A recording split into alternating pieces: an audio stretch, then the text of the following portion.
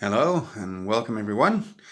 I'm playtesting a fan-made scenario of a fan-made expansion for Tide of Iron, Tale of the Dragon. Fan-made. It's available on the internet if you Google it, and you can print out all the materials yourselves, even a box cover and everything. And op cards and everything. I've printed them all out. I've pasted them onto regular playing cards. I've sleeved them. You can also see Japanese control markers, concealed markers. The tanks are from Memoir 44, by the way. You can see cave entrance markers. There are complete decks that are available. Again, printed onto playing cards and sleeved. A Japanese initiative card. I mean, everything you can possibly want is there.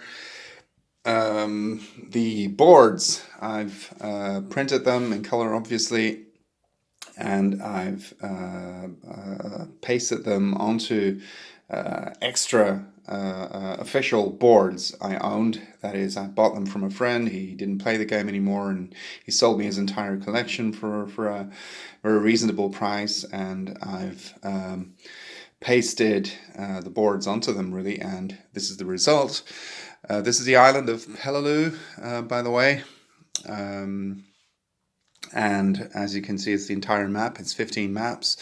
It's the very first playtest I'm doing of this scenario. So let's see how it plays out. There is no actual Japanese army. For those of you who have been paying close attention, they're actually a Russian army painted in a different color. Maybe one day, in one way or another, I mean, maybe it'll be officially published by someone, who knows. Or I can manage to get my hand on actual Japanese 3D figures. But for now, just having these Russians painted in a different color works well enough for me. Basically, the idea for this scenario is that the Americans score points for the victory point markers they control at the end of the game. For now, I'm working with 15 rounds, but I'll try to tone that down a little bit. But as you can see, there are a lot of there's a lot of difficult terrain to traverse. So it's difficult for the Americans to get to all of them. But I'll start with 15 rounds, but maybe 10 or 12 is something that will turn out to be manageable as well. Here, the idea is that the Americans can march units off the board as well, scoring 3 additional victory points for each unit they so march off the board. And again, they score points, 10 for each victory point control marker they control at the end of the game.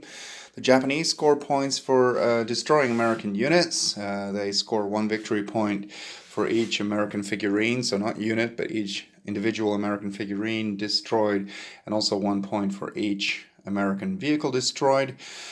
The vehicles are from Axis and Allies Miniatures, both version 1 and version 2.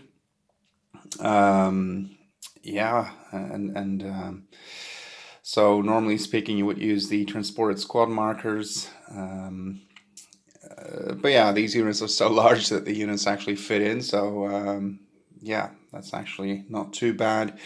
A friend of mine is working on some 3D models that are more in line with the scale of the other units in Tide of Iron. But again, as for now, it works quite okay.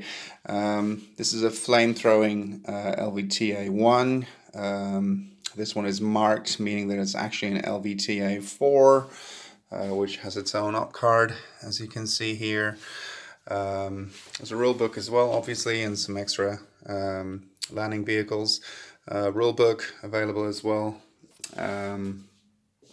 Yeah, so there's a lot going on here, and well, since there has never been an officially released Pacific expansion, well, this will have to do for now. There are actually additional boards available as well, so you can make different configurations as well. And this one is specifically for the island of Peleliu, and on the other side of the boards you can actually make the island of Iwo Jima out of it. Yeah, so this is where things are at the moment, and who knows, maybe someone will be actually interested in publishing this stuff officially, because I think it looks truly amazing. Thank you for watching, and I'll keep you posted of how the playtest goes.